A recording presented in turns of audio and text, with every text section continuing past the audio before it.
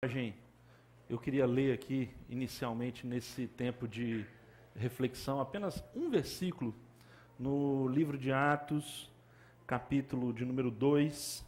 É a primeira pregação apostólica após a ressurreição de Jesus. E aqui nós temos o apóstolo Pedro pregando para uma grande multidão. E no versículo 32, Atos capítulo 2, versículo 32, ele coloca uma afirmação crucial. Diz assim: Deus ressuscitou este Jesus e todos nós somos testemunhas desse fato. Deus ressuscitou este Jesus e todos nós somos testemunhas desse fato.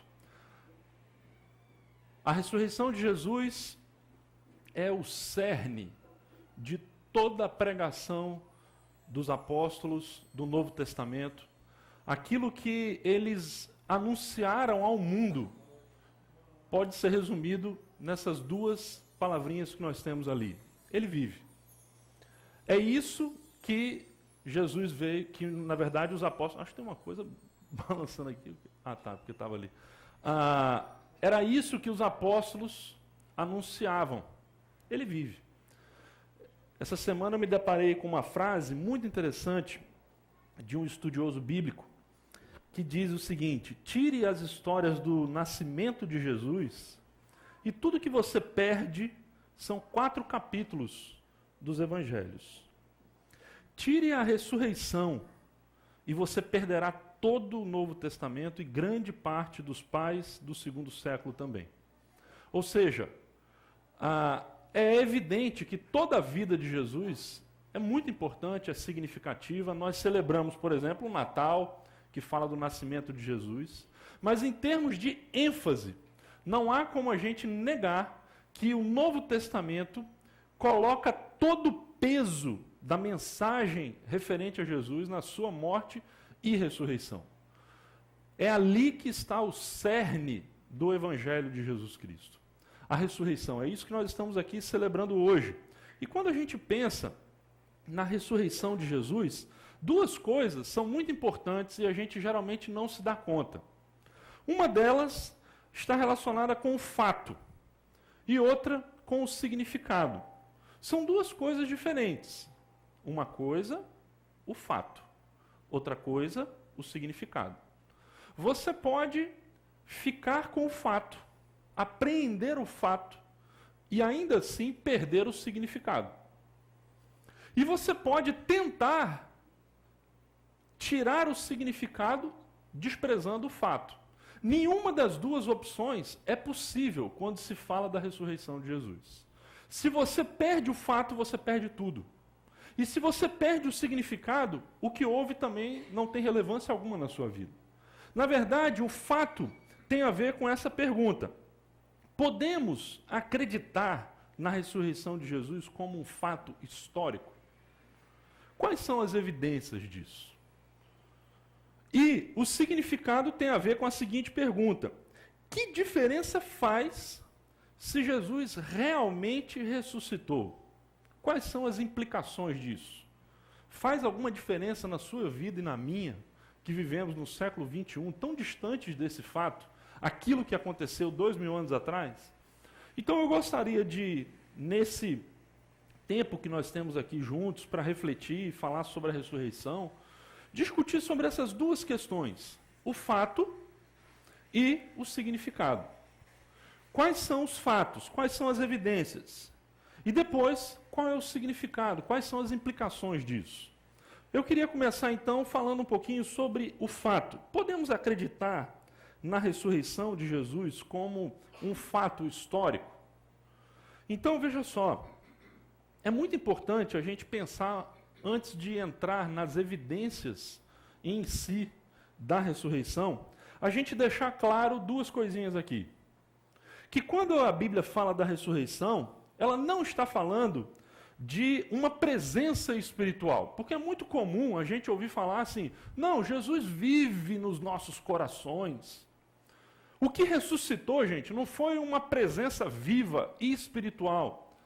Quando a Bíblia fala da ressurreição de Jesus, ela não fala de um espírito que ressuscitou.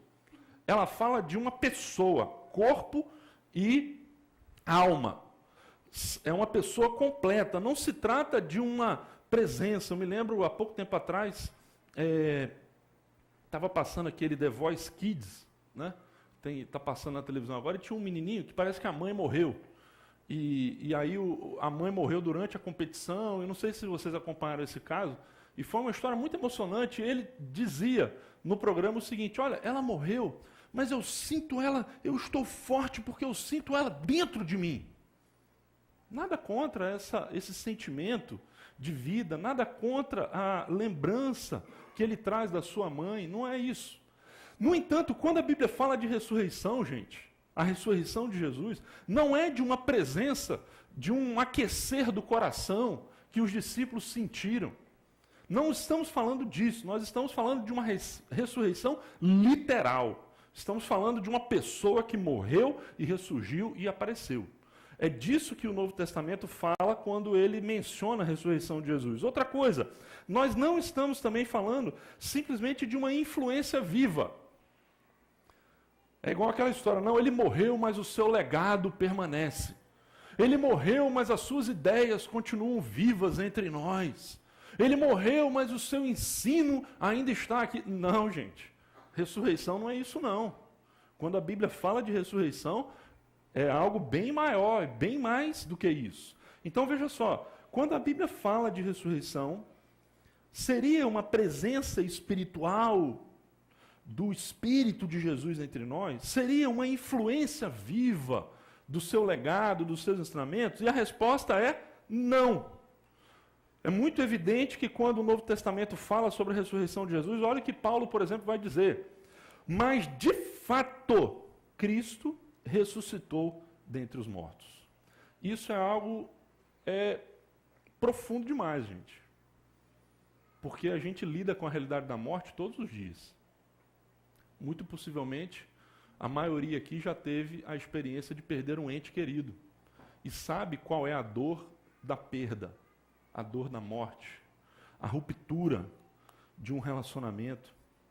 E quando a Bíblia está falando de ressurreição, ela está falando justamente sobre uma reversão disso.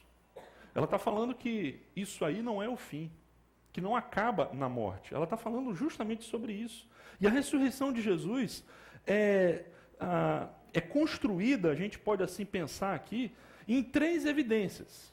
Quando a Bíblia fala da ressurreição de Jesus, e aqui eu gostaria de, pensando na questão do fato em si, apresentar para vocês 3 evidências. Talvez você não tenha dúvida alguma. Para você, Jesus realmente ressuscitou, você crê nisso. Ótimo. Mas a pergunta é, de repente você se depara com alguém que vai dizer para você: não, isso é impossível. Isso não aconteceu. Isso é contra o que a ciência diz. Não tem essa história de ressurreição, é só em filme da Marvel. Não tem esse negócio de ressurreição. Isso é coisa de X-Men. Não, na vida real isso não acontece. Mas eu então quero deixar para você 3 evidências muito fortes. A gente poderia aqui falar mais, eu tentei resumir em 3 questões que nos ajudam a receber esse fato da ressurreição como, de fato, um acontecimento histórico, único na história da humanidade. Eu quero falar sobre o túmulo vazio, eu quero falar sobre as aparições de Jesus, e eu quero falar sobre a transformação que isso causou nos primeiros discípulos. As evidências da ressurreição de Jesus, elas se constroem em cima desses 3 pilares: o túmulo vazio, as aparições de Jesus e a transformação que essa aparência de Jesus, que essas aparições, essa presença viva de Jesus causou nos primeiros discípulos. Vamos pensar um pouquinho sobre o túmulo vazio. É inquestionável que aquele túmulo ficou vazio. Isso você não precisa ser nenhum cristão para reconhecer isso. Até mesmo os judeus que negam a pessoa de Jesus Cristo como Filho de Deus, reconhecem que aquele túmulo estava vazio. E eles dão uma explicação para isso.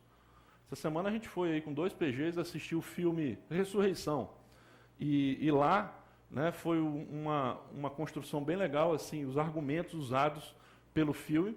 E a gente viu, por exemplo, nessa história, criada a partir do fato da ressurreição, que até mesmo os judeus reconhecem o túmulo vazio.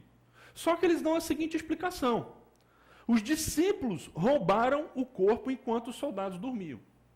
No Evangelho de Mateus, essa é a explicação que os judeus dão, e é a explicação que muitas pessoas dão para a questão do sumiço do corpo de Jesus. O túmulo estava vazio. O túmulo ficou sem ninguém. E jamais foi localizado o corpo de Jesus. E aí a questão é, será que os discípulos teriam roubado o corpo enquanto os soldados dormiam? Vamos pensar aqui em 3 coisas rapidamente. Primeiro, será que os soldados não acordaram? Soldados preparados? Soldados que estavam acostumados a longas jornadas e que receberam uma instrução muito clara de guardar o túmulo como a própria vida? Será que eles não acordaram com os discípulos vindo ali, rolando aquela pedra que precisava de 7 homens para poder vencer, para poder tirar aquela pedra? E mais, se eles estavam dormindo, como é que eles saberiam que foram os discípulos que roubaram o corpo? Porque, veja, a versão foi que os discípulos roubaram o corpo. E quem contou isso? Quem estava lá. E quem estava lá era quem? Os soldados. Só que a versão deles é que roubaram enquanto a gente dormia. Ora, se eles estavam dormindo, como é que eles sabem que foram os discípulos que roubaram? Percebe? Há uma confusão muito grande nessa tese. Segundo lugar, a gente pode fazer a seguinte pergunta: aqueles discípulos enfrentariam aqueles soldados, sendo que 2 dias antes eles fugiram e eles não aguentaram nem sequer permanecer diante da crucificação de Jesus. Eles estavam com medo. E justamente porque estavam com medo, eles fugiram. A história conta que eles não ficaram nem para acompanhar a ressurreição. Será que eles teriam condições, forças, para voltar até lá, enfrentar os guardas, se eles fugiram na crucificação? É uma outra questão. E depois, será que eles morreriam por uma mentira? Porque, veja bem, se a verdade é a versão de que os discípulos roubaram o corpo de Jesus, os discípulos sabiam. Os discípulos sabiam que era uma mentira. Afirmar a ressurreição de Jesus seria uma mentira. Agora a pergunta, será que alguém morreria por uma mentira? Tenta entender o que eu estou querendo dizer. Quando um camarada joga um avião em cima de um prédio, em nome da sua fé, você vai dizer o seguinte: ele morreria por uma mentira. Tá vendo? Eles são homens bomba. A história, nessa semana mesmo tivemos um atentado aí que matou dezenas de pessoas. Veja só, pode ser mentira, mas eu não tenho dúvida nenhuma de que aqueles caras que morrem como homens bomba, como terroristas, eles acreditam naquilo como verdade. Ou você acha que não? Eles acreditam piamente nas suas convicções, eles têm lá a sua fé, eles acreditam em Alá e eles acham que Alá vai recompensá-los por causa daquela ação terrorista. Agora, será que alguém morreria, daria a própria vida para defender alguma coisa que ele sabe que é mentira? É muito pouco provável. Então nós temos aí alguns pontos que nos ajudam a ver que essa tese, ela carece de sustentação. Os discípulos teriam roubado o corpo enquanto os soldados dormiam? Muito pouco provável. Segundo lugar, vamos pensar numa outra questão, numa outra tese. As autoridades que mataram Jesus teriam então roubado o corpo? Não faz sentido algum. Porque o que eles mais queriam seria o quê? Apresentar o corpo para acabar com aquele tumulto. Enquanto permanecia a tese de que o Nazareno ressuscitou, aquele povo era atiçado pela mensagem do Messias, do novo rei de Israel. Eles acreditavam naquilo ali. O que os romanos então faziam com aqueles messias que surgiam era crucificação. E o corpo deles ficava exposto para que todos vissem o que acontecia com aqueles que se levantavam contra o império. Ou seja, por que então eles não apresentaram o corpo? O maior interessado em apresentar o corpo de Jesus eram as autoridades. E eles não conseguiram fazer isso.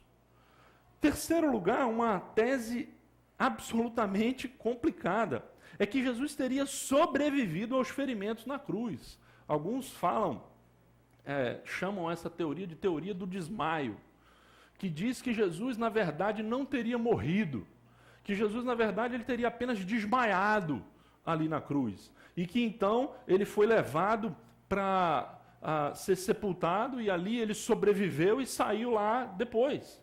Gente, essa tese é ainda, talvez para mim, a mais complicada de todas. Se você assistiu A Paixão de Cristo do Mel Gibson, eu acho que você não vai pensar duas vezes para negar essa tese. Talvez a gente diga isso porque a gente nunca viu efetivamente uma crucificação e não acompanhou a crueldade de uma crucificação. Então veja só, o túmulo vazio deixa de fato muitas perguntas, deixa uma série de possibilidades aí. Não, mas um túmulo vazio não quer dizer necessariamente que Jesus ressuscitou. Mas as opções, como a gente viu aqui, elas não respondem. E deixam a gente com essa situação. Tudo bem, mas então me explica o túmulo vazio. E não só a questão do túmulo, como se você juntar o túmulo vazio com, em segundo lugar, as aparições de Jesus, aí a coisa fica realmente muito complicada. A gente poderia pensar, não, tudo bem, Jesus apareceu, mas isso aí, na verdade, eram alucinações.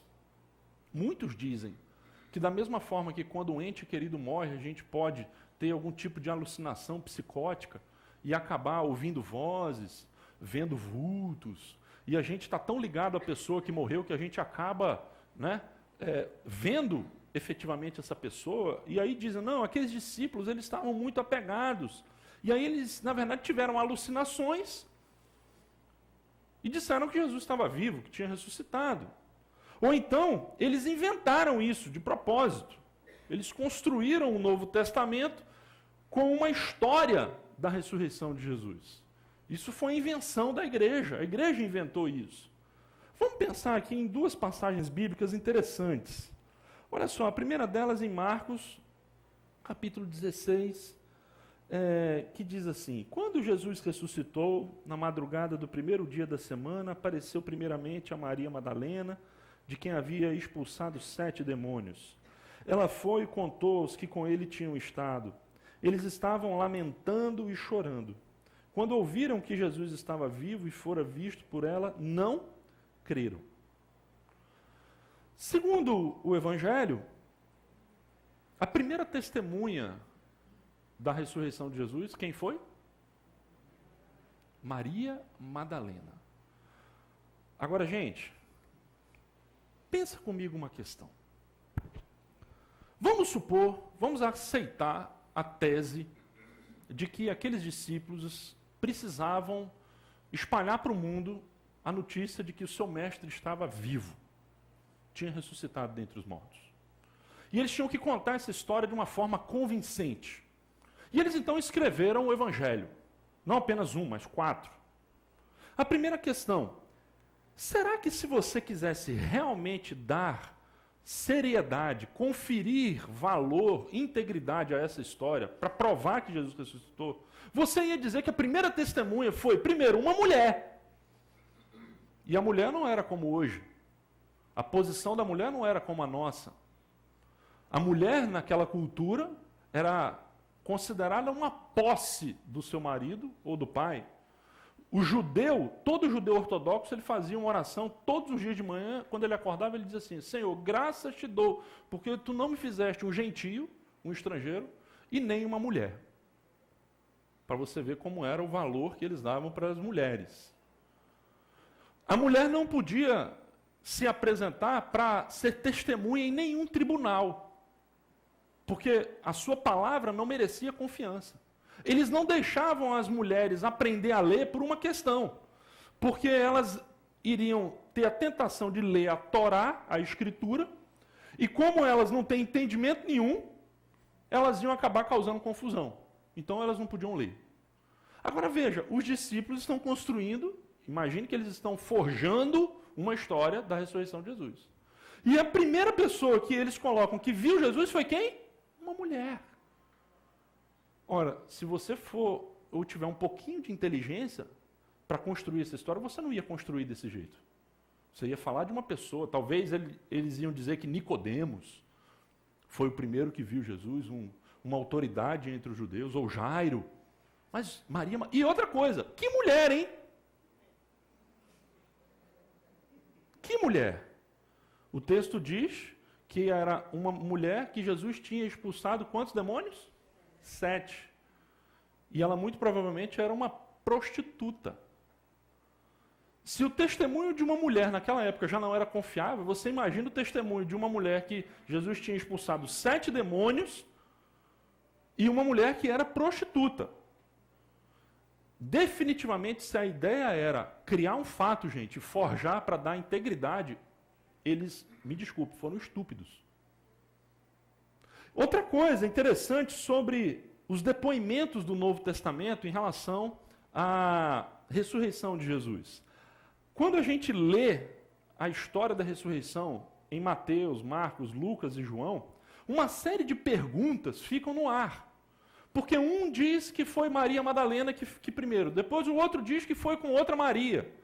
Depois um diz que Jesus apareceu primeiro aos 11, mas foi em Jerusalém. O outro diz que foi na Galileia. As informações, gente, são desencontradas.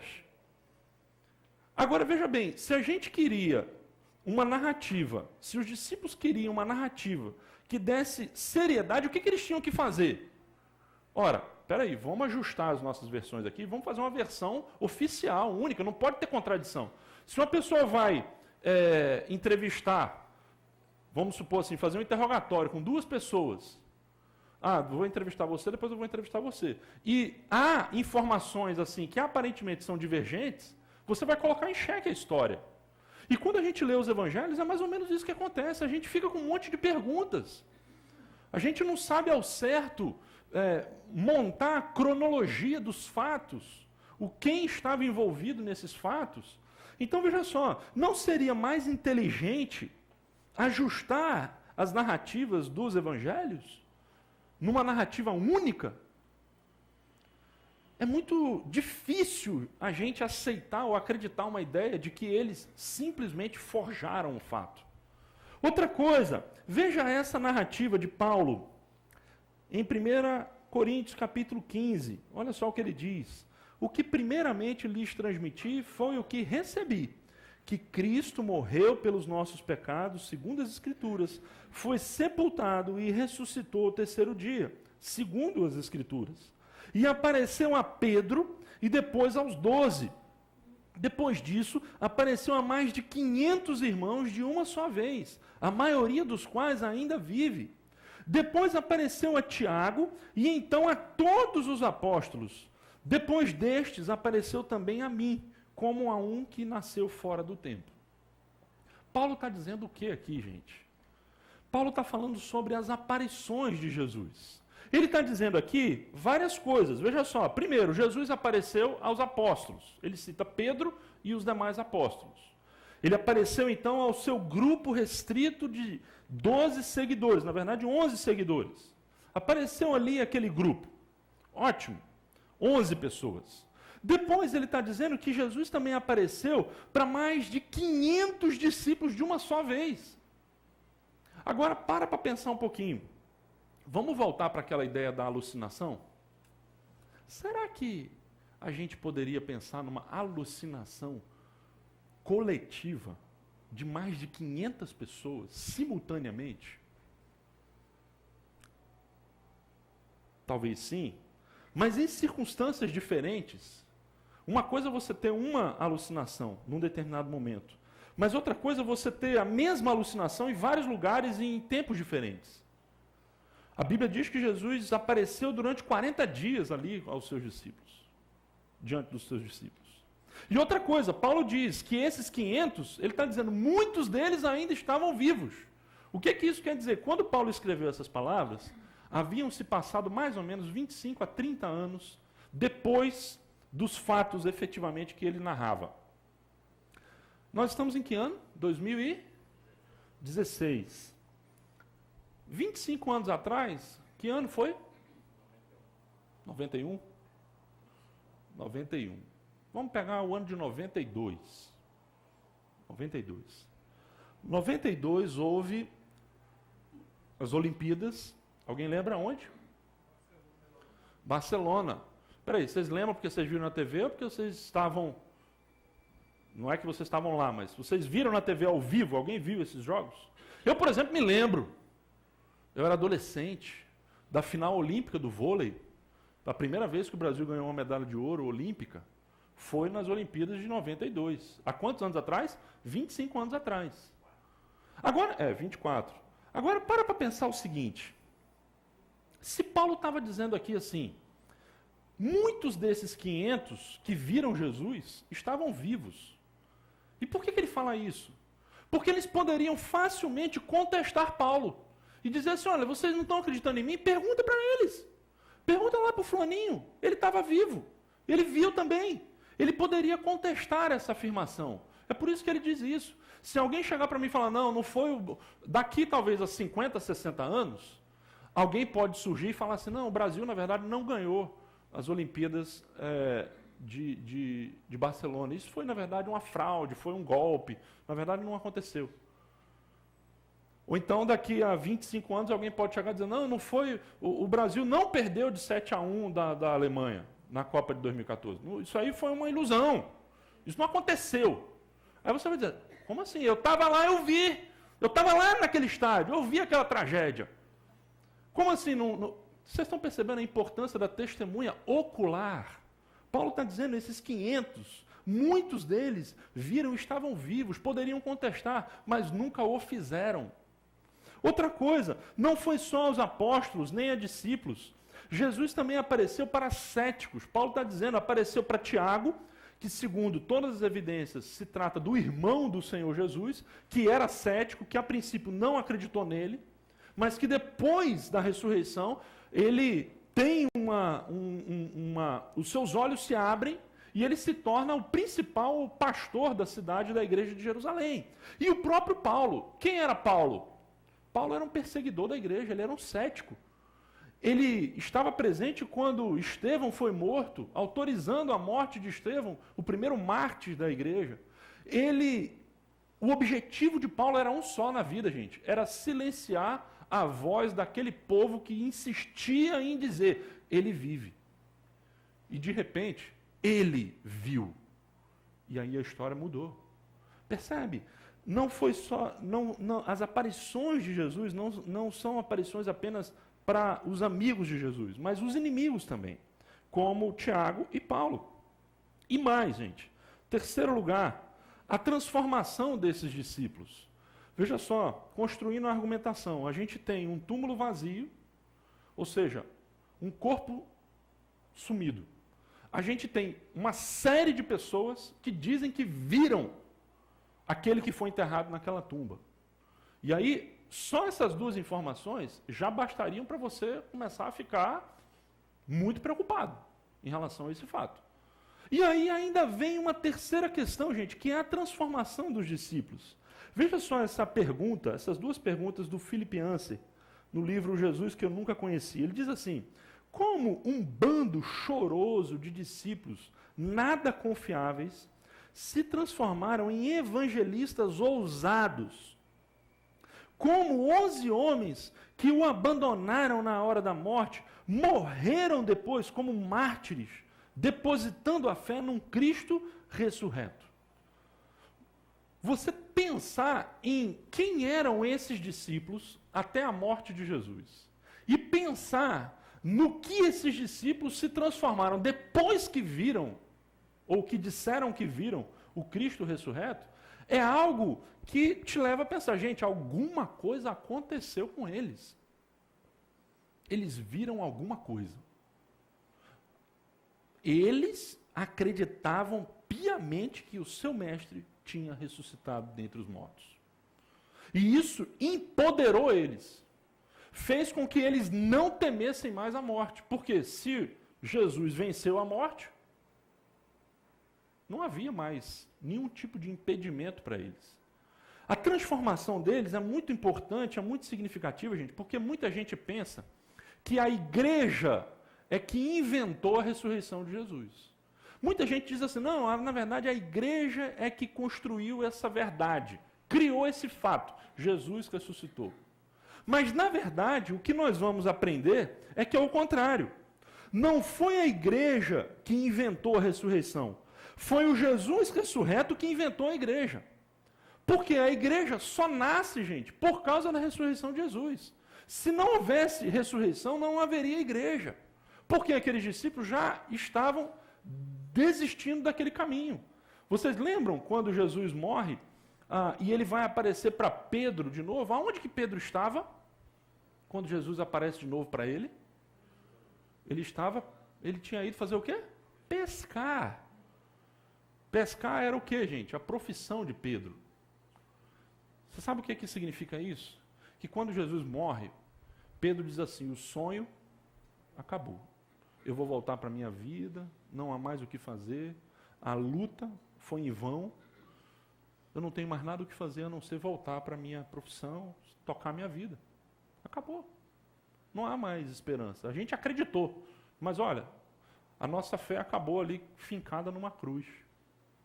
E aí, gente, o fato da gente ver um Pedro no livro de Atos com essa intrepidez, sem medo, falando com coragem, sem a menor sombra de receio diante da realidade da morte, diz pra gente o seguinte, alguma coisa ele viu.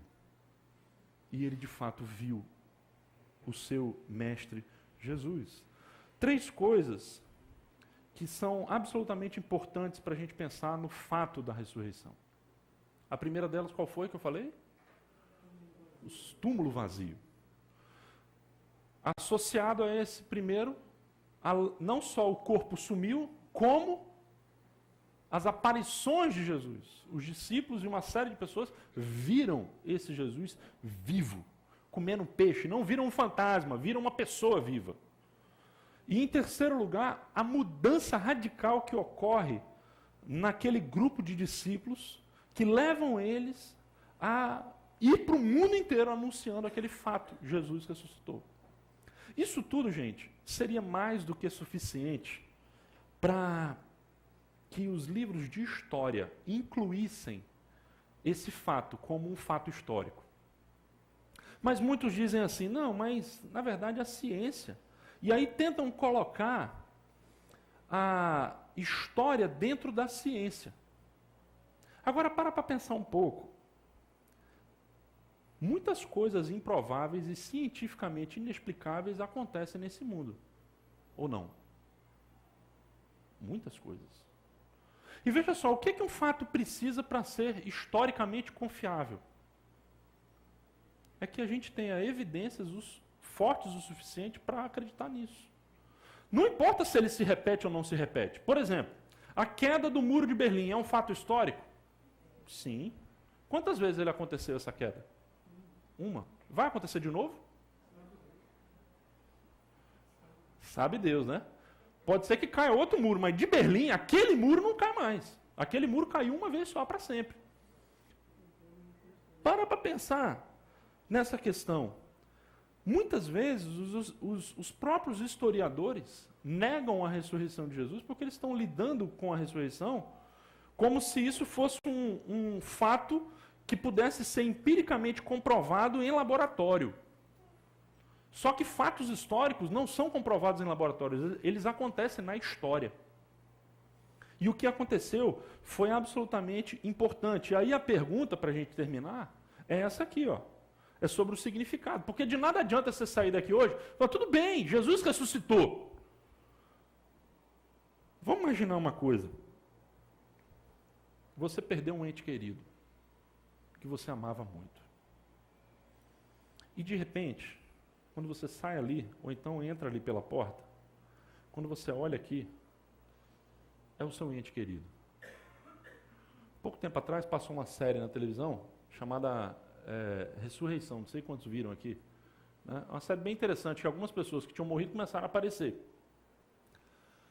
Imagine que o seu pai, ou a sua mãe, ou a sua avó, ou o seu tio, ou o seu filho, de repente, entrasse por aquela porta ali. O que isso ia mudar na sua vida? Não estou falando do fantasma, estou falando do seu filho. Estou falando da sua mãe, estou falando do seu pai, a pessoa. O que isso ia mudar na sua vida? Aí você fala, não ia mudar muita coisa, mas então deixa eu te explicar o que é a diferença, o que a morte de Jesus faz em termos de mudança na nossa vida. Que diferença faz se Jesus realmente ressuscitou? Deixa eu te dar 5 frases aqui. Primeiro, se Jesus Cristo ressuscitou naquela manhã de domingo, isso significa que ele realmente era quem afirmava ser. Ou seja, o próprio Filho de Deus, o Deus encarnado, que entrou na história para nos reconciliar consigo mesmo. Jesus, durante todo o seu ministério, nunca escondeu que ele era o Filho de Deus. Ele afirmava que era Deus. E aí, gente, se ele realmente ressuscitou, isso significa que aquilo que ele disse era verdade. Significa que aquilo que ele falou e que muitos não acreditaram, e inclusive a razão de terem matado aquele homem foi essa.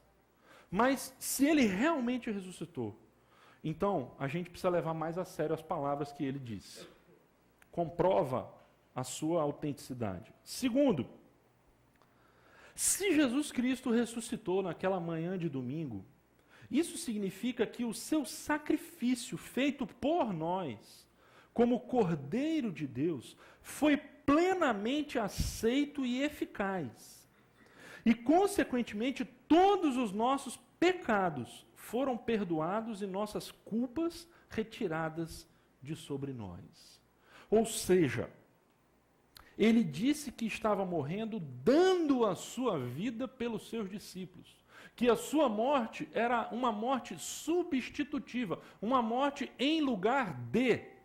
Se ele fez isso, a pergunta, e ele não tivesse ressuscitado, a pergunta é, como é que a gente ia saber que aquilo que ele fez realmente funcionou?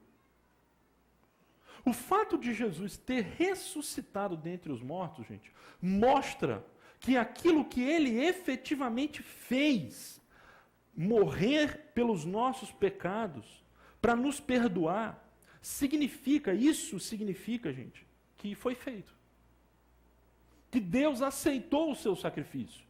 Ou seja, não há dúvida, você não precisa mais ficar com medo de Deus. Você não precisa mais temer o pecado, porque o que Jesus fez por você valeu. E a prova disso é que ele ressuscitou. Esse é um argumento construído principalmente pelo apóstolo Paulo. Terceiro lugar, se Jesus Cristo ressuscitou naquela manhã de domingo, isso significa que a morte imposta como uma maldição sobre toda a raça humana foi vencida. Logo, agora temos a plena convicção de que a última palavra não é a morte, mas a vida eterna. Então veja só, a Bíblia diz que o último inimigo a ser vencido é a morte. A gente diz, enquanto há vida, há esperança. Porque depois que morre, não há o que fazer. E quando Jesus ressuscita dos mortos, ele como que condena a morte. Ele está dizendo, não, esse último inimigo foi vencido. Tem um texto muito bacana da revista Ultimato, foi escrito pelo meu tio alguns anos atrás, que ele falava o seguinte, todos nós seremos convidados para um enterro muito especial. E naquele caixão estará a morte. Já pensou você ir no enterro da morte? Eu vou no enterro. Nesse enterro não vai ter canto fúnebre, tristeza, porque quem vai morrer é a morte. Há uma coisa muito interessante, uma narrativa nos evangelhos de Jesus, nos evangelhos bíblicos, que conta um encontro. Quando Jesus ia se aproximando de uma cidade chamada Naim, ia saindo dessa cidade um cortejo fúnebre. Havia uma viúva que tinha perdido o seu único filho. E ela estava saindo da cidade para enterrar o seu filho fora da cidade, junto com uma pequena multidão ali da cidade. E quando eles estão saindo da cidade, está chegando na cidade Jesus com os seus discípulos. E aí vem um encontro simbólico de o cortejo da morte e o cortejo da vida de Jesus. Jesus olha para aquela situação e ele, cheio de compaixão, faz o que a sua religião proibia, que era tocar num cadáver, e ele então toca naquele cadáver e ressuscita aquele jovem. E aí todos, muito assustados, invertem a ordem do trajeto. Vem, imagine, né? Superman versus Batman. Pá! Encontraram. A morte encontrou com a vida. E segundo nós lemos no Evangelho, quem ganhou?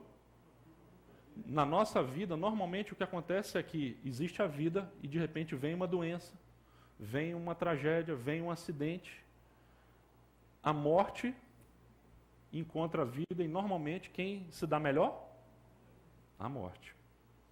Mas quando você olha para aquela manhã de domingo, você vê que pela primeira vez na história da humanidade, a morte se encontrou com a vida e quem levou melhor? A vida. É exatamente isso, gente, que significa a ressurreição de Jesus. Significa que algo muito bacana, eu estava vendo num documentário, que nas catacumbas romanas, não sei quantos aqui já foram em Roma e já andaram ali pelas catacumbas, acho que algumas pessoas aqui já foram, né? Vocês foram lá, não sei se vocês vão me confirmar isso, vocês viram isso. Mas eu vi nesse documentário que a figura, a ilustração que mais aparece nas catacumbas dos cristãos é o peixe engolindo Jonas. É a figura que mais aparece. É a figura de Jonas sendo engolido pelo peixe. E a ilustração disso é qual? O que isso significava na época? É que o cristão morria como Jonas. Ele sabia que ele estava sendo entregue à morte, mas que ele voltaria à vida. O peixe da morte iria lançá-lo para fora. Esse é o que no Novo Testamento, lá nos Evangelhos, se fala o sinal de Jonas. É morte e ressurreição.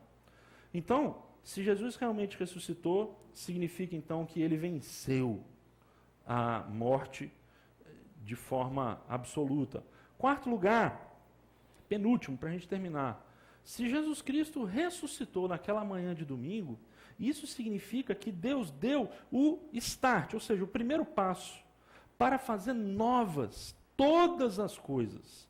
A começar pela vida daqueles que reconhecem ser Jesus, quem disse ser, e confiam plenamente no que ele fez. Jesus ressuscitou o filho da viúva de Naim. Ele ressuscitou também mais duas pessoas, vocês lembram? Nos evangelhos temos 3 relatos de ressurreição.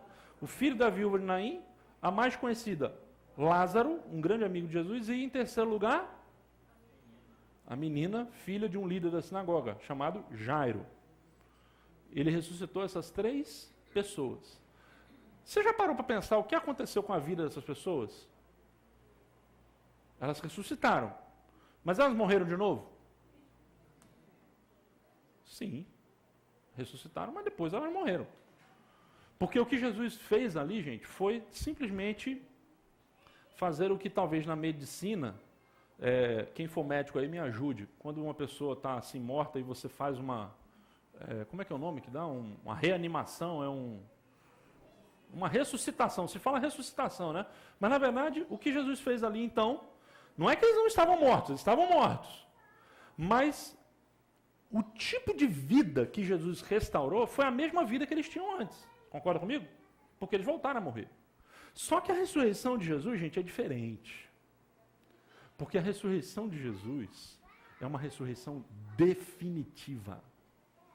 O corpo ressurreto de Jesus não é mais um corpo sujeito à doença, à enfermidade, à morte. Não é mais um corpo que se deteriora. É um corpo glorificado. E isso, gente, faz toda a diferença porque é o primeiro ato da nova criação de Deus.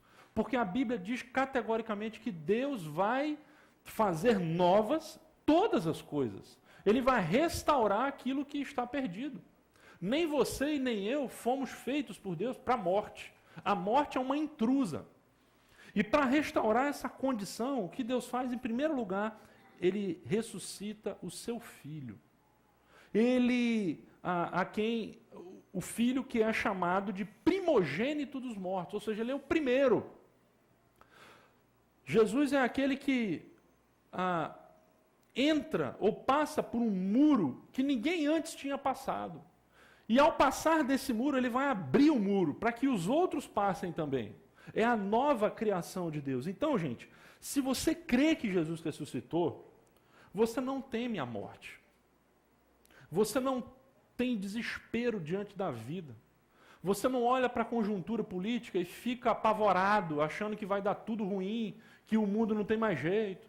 Por quê? Porque você sempre vai olhar para a ressurreição de Jesus e vai dizer, peraí, a nova história já começou. O primeiro ato dessa nova criação foi feito ali em Jerusalém há 2000 anos atrás. E nós esperamos e ansiamos por essa nova criação. Isso é o quarto lugar. E quinto e último lugar, se Jesus Cristo ressuscitou naquela manhã de domingo, isso significa que não adoramos ou seguimos um Deus morto e distante, mas sim um Jesus vivo, que prometeu estar conosco todos os dias até a consumação da história. É muito importante você entender, gente, que quando você fala de Jesus Cristo, você não está falando de um personagem histórico, como você fala de Napoleão Bonaparte, como você fala de Hitler, como você fala de Gandhi. Você não fala de um personagem histórico, simplesmente. Você fala de uma pessoa real, que está viva hoje. Você não o vê, mas ele está vivo, presente, ativo, em todos os lugares. Então a gente adora, não necessariamente, uma imagem morta, mas nós temos uma companhia viva. E é muito diferente dizer simplesmente, não, é uma presença viva, igual eu falava no início, né? Uma presença real, está aqui no meu coração, eu sinto Jesus. Não, gente, ele está vivo mesmo. Quando você fecha o seu olho e você faz uma oração e você clama pelo nome de Jesus, isso não é só um exercício de retórica religiosa. Isso é uma evidência de que ele está ouvindo literalmente o que você está falando, porque ele está vivo. É isso que faz a diferença de você saber se Jesus ressuscitou ou não. A Bíblia fala diversas vezes que ele vai aparecer novamente. Esse é o sentido da sua segunda vinda.